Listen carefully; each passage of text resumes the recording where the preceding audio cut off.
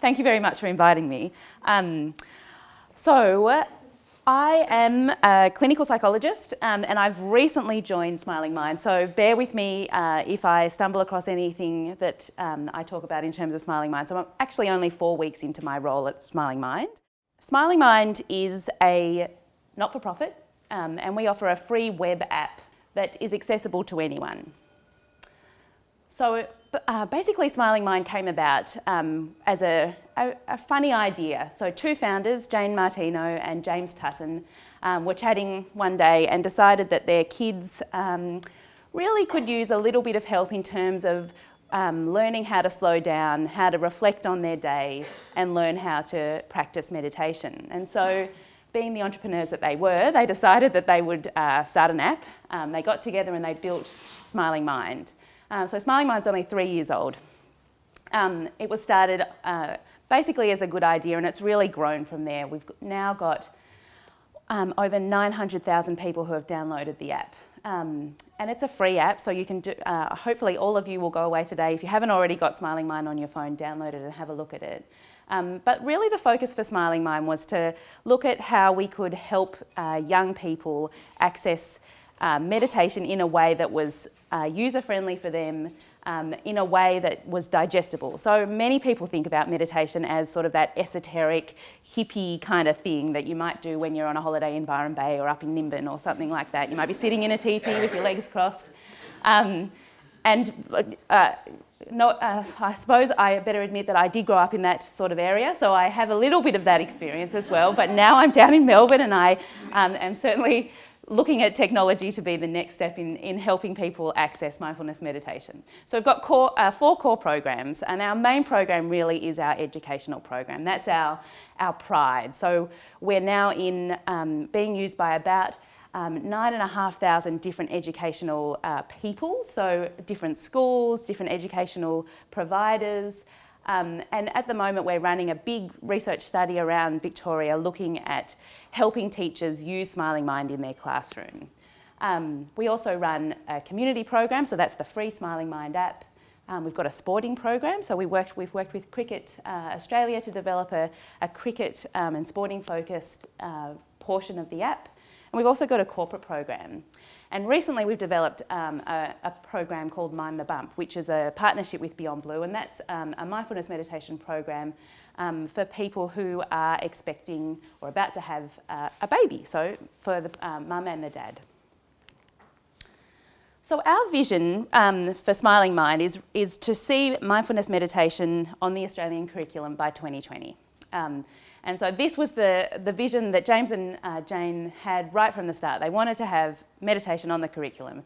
And that's really because they thought that every kid going through their learning experience should be able to learn some really beneficial personal techniques. And our mission really is to provide accessible mindfulness resources to anyone. So we want everyone to be meditating. I suppose it's an achievable mission, hopefully. So what is mindfulness? When we say mindfulness, sometimes people think of this on the left. So what is our mind full of? But really, it's not about our mind being full. It's about learning to practice to see what we are doing right here. So learning to focus in the present moment on the things that we're doing. So I don't know about you guys, but I know sometimes I can be walking along and I'm in my head. I'm not here. I'm not in my body. I don't see what I'm passing by. I don't know how many times I've walked up and down these streets in Melbourne and not looked up and seen the amazing buildings that we have because I'm focused on what's down in front of me or what's in my head. So mindfulness is the opposite of mindlessness. It's really about learning how to be in your present moment, to be aware of what thoughts are going through your mind. And the easiest way to learn how to be mindful is to focus on our senses, to observe what's happening in our body and in our surroundings. Some of you might have done some work around mindfulness or read some stuff about mindfulness, and there's a whole range of different leaders in the field. And so Jon Kabat-Zinn is one of my personal favourites. He is a medical practitioner and has practiced mindfulness meditation in big hospitals in the US for many years, since the 70s. And he and his colleagues have really pioneered modern meditation. So he's taken Buddhist philosophy from the ancient Buddhist area and brought it across to our Western culture and helped us sort of integrate that idea of meditation and meditation philosophy into our Western world. And so these are the 7 pillars that I'm just going to quickly touch on before I start talking about empathy. So the first one is about non-judging. So trying to resist and the categorising thoughts that are, when we often put things into good or bad, that this is a good morning, a bad coffee, you know, a bad weather day, a bad hair day, whatever it is. Those judging thoughts put us into categories, and mindfulness is all about trying to find a way to not categorise, just observe and be aware. It's about patience. So trying not to rush to that better moment. When we try and focus on the present moment, that this is where we are right now, that the future might be good or bad, but it doesn't matter because where we are here is the most important thing. Fostering a beginner's mind. So looking at, if you look at small children, what you see is that they look at things from a really different perspective. So they're really interested in everything. They look at things like they've never seen them before. And what happens as we grow up is that we forget to do that. We forget to pay attention to those little things. And trust in yourself and your feelings. That whatever you're feeling right now is okay. It's just a feeling and it's fine. The 5th one is non-striving. So not using mindfulness practice to get to a better place. We don't want to be evangelised or to be enlightened. We just want to learn how to get to know ourselves a little bit better. Acceptance is really important. It's about accepting what's going on right now without judging and without striving. And then letting go, which I think for a lot of us is one of the hardest things to do, letting go of our preference to the positive or our expectations around how we should be. So why are we interested in mindfulness? We know that our levels of stress have gone up a huge amount over the last 40 or so years. We know that we have between 50 and 70,000 thoughts that go through our head every day. So that's, you know, if we focus on each one of those thoughts, we would go crazy. So it's really important to learn how to tolerate those different thoughts. And we also know that technology really is taking over our world. We all spend a lot of time on our phones. We're constantly checking our social media or our emails. And interestingly, Smiling Mind probably adds to that because we're an app. We're offering mindfulness meditation via technology. And I think that's the really interesting thing for me, is that we're offering something that could help or could be an antidote to that technology in a contradictory way. So in terms of young people, we also know that there's a huge mental health burden for young people and even primary school students. We know that really young kids are suffering a lot. So the way we look at mindfulness meditation is like anything else that we do in our lives. So we eat well, we exercise, we do really good things for our body, but often we don't stop and think about what we're doing for our mind. And meditation is really about that. It's exercise for the mind. So we can see there's heaps of benefits to mindfulness meditation. I'm not going to go through all of those because I think hopefully you'll be aware of what those benefits are. How does mindfulness relate to empathy? That's the topic of the day. And I'm going to cheat a little bit. I'm going to play you a very short video. I can just use this. So for those of you who know Brené Brown, she is a researcher and an academic with a background in social work. And this is a really, really nice little video that I think describes the difference between empathy and sympathy very well.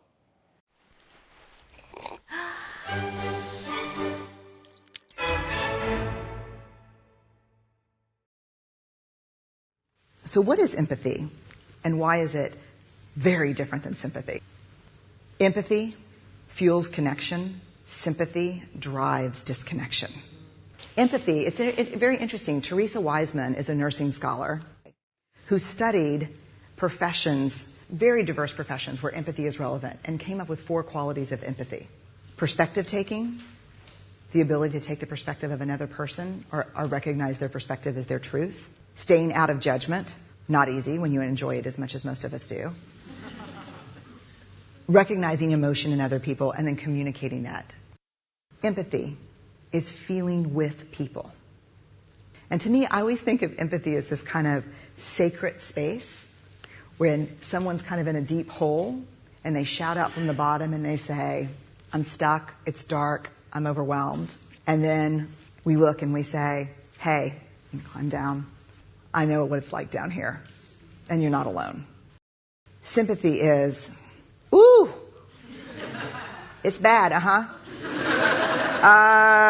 no. You want a sandwich? Empathy is a choice, and it's a vulnerable choice, because in order to connect with you, I have to connect with something in myself that knows that feeling. Rarely, if ever, does an empathic response begin with at least. Yeah. And we do it all the time. Because you know what? Someone just shared something with us that's incredibly painful, and we're trying to silver lining it. I don't think that's a verb, but I'm using it as one. We're trying to put the silver lining around it. So, I had a miscarriage. Oh, at least you know you can get pregnant. I think my marriage is falling apart. At least you have a marriage. John's getting kicked out of school. At least Sarah is an A student. But one of the things we do sometimes in the face of very difficult conversations is we try to make things better. If I share something with you that's very difficult, I'd rather you say, I don't even know what to say right now, I'm just so glad you told me. Because the truth is, rarely can a response make something better. What makes something better is connection.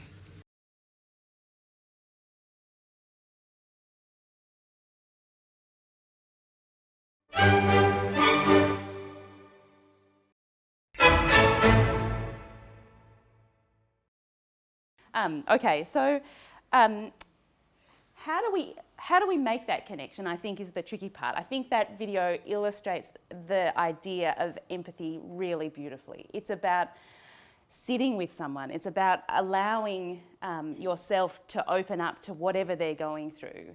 But making that connection with someone can be really, really difficult. How can we be empathic? So I'm just going to take a minute to talk about compassion and empathy. From my point of view, distress is a bit contagious. So I don't know about you, but sometimes when I'm sitting with someone or I'm talking to someone about something or I'm watching the news about the Syrian crisis, I start to feel that sense of distress. You know, you get that feeling in your body that really doesn't feel good. So when we encounter people in distress, we not only recognise that they're in distress, we often feel that our body starts to react. And I think that's really a natural response. We end up feeling their distress. And this can really easily become really overwhelming. So often people get that overwhelming feeling that this is a bad feeling and they need to get away from it. They need to get away. And often, particularly for people who are facing difficult things quite regularly, they get that sense of compassion fatigue. So I've worked with people that I've worked in oncology for a long time, and you get a sense that sometimes people feel really overwhelmed by terrible stuff happening, and they disconnect, they stop being caring human beings, and that, I think, is compassion fatigue. But mindfulness practice really helps us learn to sit with these difficult emotions. So for those of you who have practiced meditation, you'll know that there's a sense of being able to be aware of our responses but not reacting to those responses. And I've put in brackets here as much. We still will react to emotions. Mindfulness and meditation isn't a cure for how we feel, but it helps us learn how to be aware without reacting, without getting into that mental dialogue that starts, that ball rolling and you end up freaking out because it's all too much. We learn how to tolerate emotions. We increase our awareness, and we learn that shutting down these emotions is actually not very helpful. So every time we shut down an emotion, we disconnect from someone and we lose that sense of connection. So our ability to be empathic is increased by mindfulness practice. When a person's able to tolerate emotions and be aware of their own emotional responses, it means that other people's problems are less overwhelming. So if we can sit and learn how to be aware of our own feelings, it's highly likely that we'll be able to tolerate somebody else's emotions. And then we have the space to be empathetic, to show empathy. We can actually sit with someone and listen to their story without feeling overwhelmed by the emotion and without feeling the need to fix it. I don't know how many of you have been in a situation where you just want to share something and the other person starts fixing it. So, and have you tried this? Have you done that? Maybe you should talk to someone. Maybe you should blah, blah, blah. And I think that's where we enter into a zone of sympathy. And that fix-it mode doesn't help. Interestingly, there's even been research to show that our brain changes.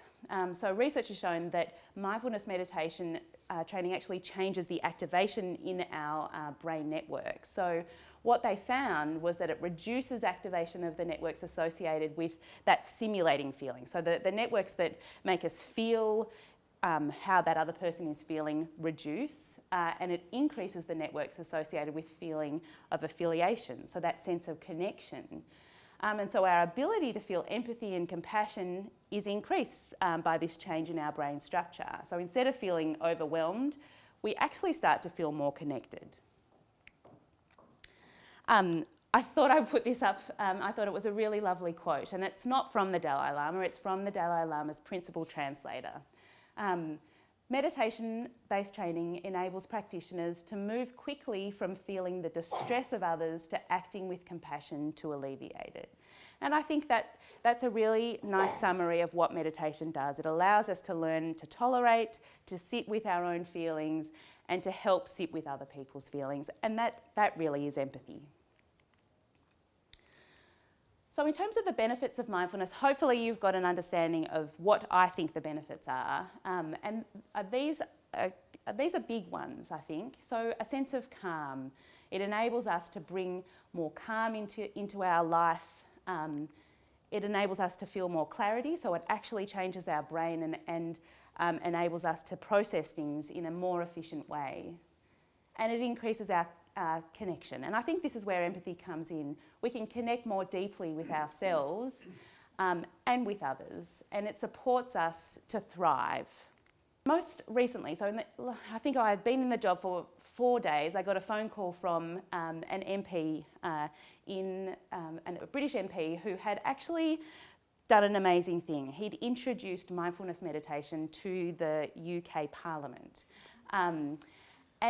So I sat down and had lunch with him at a pub, and I thought, oh my God, this guy's going to be amazingly overwhelming and I'm going to be in awe of him.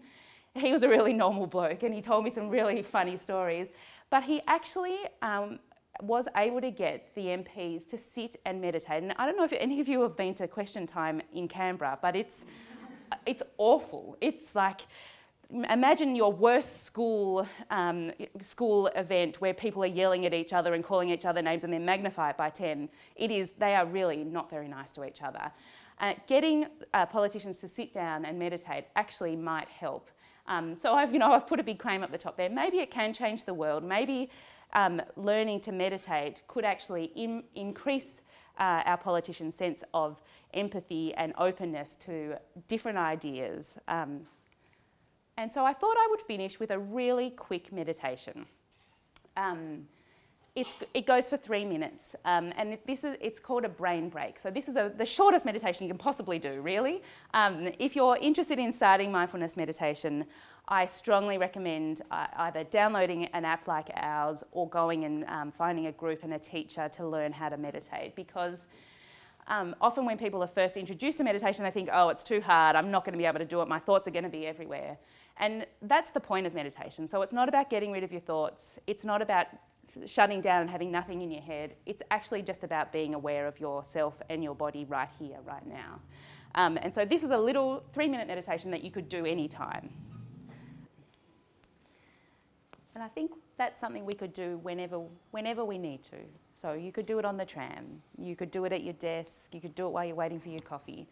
But that pause and that slowing down and awareness of your surroundings and your body is what mindfulness is all about. And I think that probably is the way for us to open up and be more empathetic and to support people and to be caring. So I've totally run out of time. Thank you very much for your attention.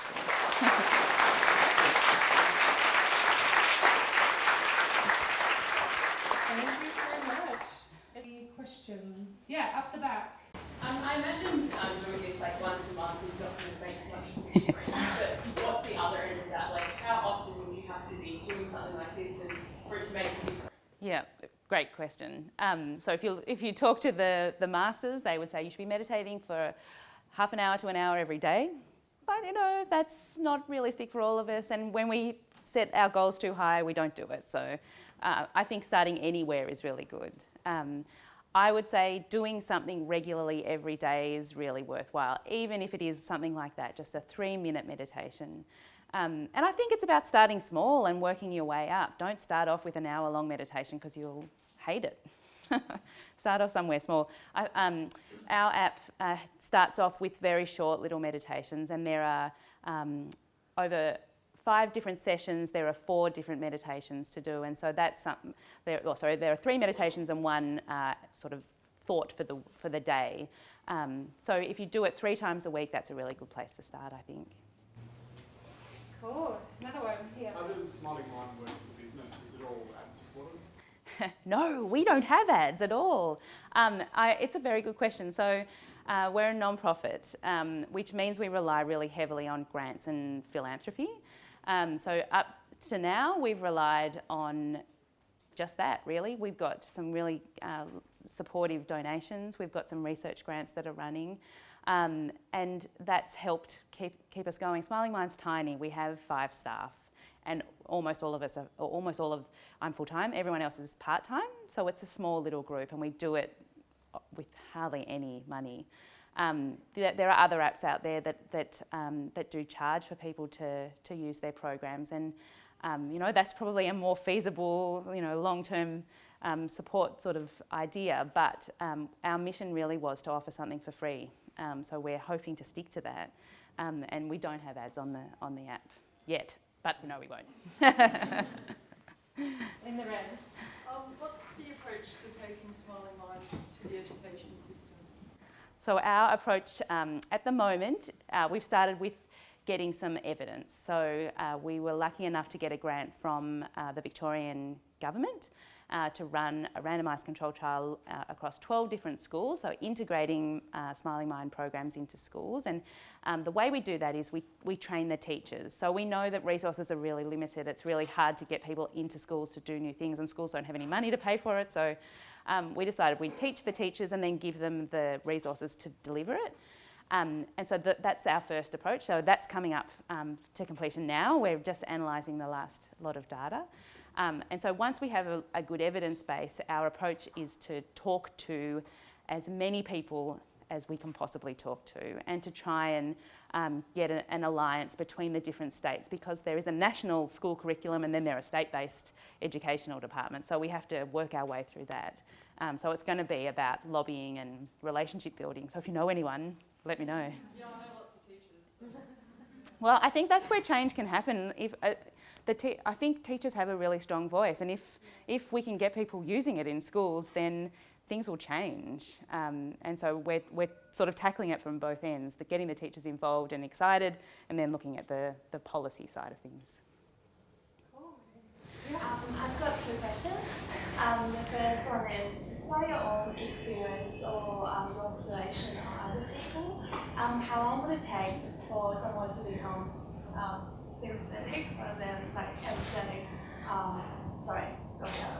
Empathetic Yeah. after meditate and question two is, apart from meditation, mindful meditation, what other tips can you give us to help us become more empathetic? Good questions.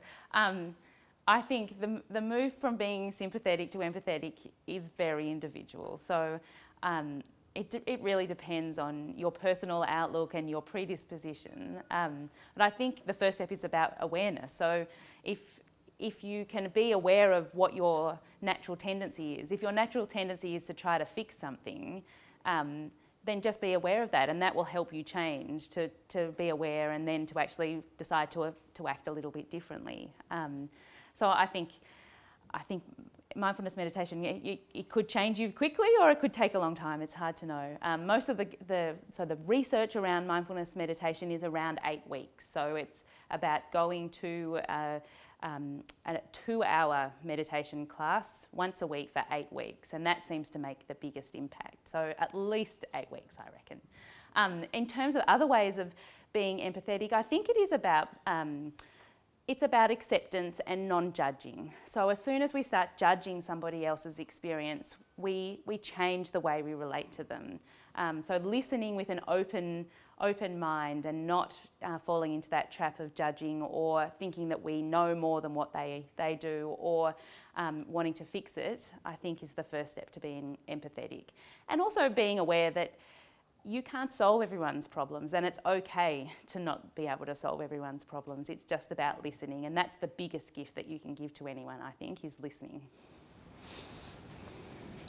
It's a little bit similar really, but have you done everything with the age care section, particularly for carers or for seniors? We haven't.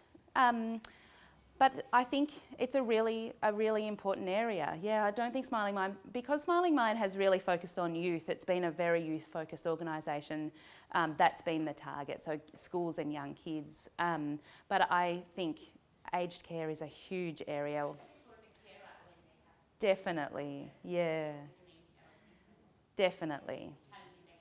Yep, yeah. So, I think for Smiling Mind, at this point in time, it's not an area that we're focusing on, but I think it could be something that we could focus on very easily. Yeah. There's one over here in the hat. Yeah, just curious, with the one we just did, it was really trying to get us to anchor down without breathing, kind of focus on that breathing, where I've used another method before for the same kind of achievement of mindfulness, where it tells you to kind of float away and just go with it. Yep. What's kind of like, why did you go with the method of kind of going with the breathing, so to speak, and trying to stay in the moment? What's the sense the same goal? Yeah, so mindfulness is about staying in the moment. So it's not about trying to escape where you are. So there are different meditation practices, and some meditation practice is about trying to go away from where you are to try and sort of free your mind from your body. But mindfulness is actually really rooted in the body. It's about being aware of all the physical sensations that you have, and the breathing is a really good anchor. So often when we're starting to teach people mindfulness meditation, we start with the breath, because it's the most obvious thing that we do. We always do it. It's constantly there, and it's something that we can return to really easily. So that's why I chose that one to play. I think as you progress in your learning of mindfulness, there are lots of different ways to approach mindfulness, but I think if you're starting off, the breath is a really easy thing to start focusing on. Cool, probably got time for 2 more. Yeah. I'm just curious why you decided to focus on children. Is the idea for people to grow up with mindfulness as a practice? Because I can't imagine kids having to run away from stresses of daily life. I mean, of course, they have their own problems, but I'm just curious why children? Because I've always seen mindfulness in the context of, like you said, technology, modern life, Yep. stress, work, etc. Yeah, it's really interesting. So if you look at Buddhist countries, their kids meditate every day for their whole life. So right from a very small age, there's a tradition of meditation. And I think what happens when you do start to learn that practice right from a very small age is that you learn how to tolerate things. And there's much more opportunity to learn those techniques when you're young compared to when we're old. So It's really it's a preventative approach for us. We decided that kids really need the skills to tackle this world. And we also know that they're busy. You know, they have heaps of different commitments. They do sport and they do art and they do acting and they do like 10 million different things. Often I talk to parents and they're running between different activities with their kids. And often parents don't have time to sit down and spend some quiet time with their kids. So actually getting the kids to do it themselves and to learn is really powerful. So I think it's a preventative approach from our point of view.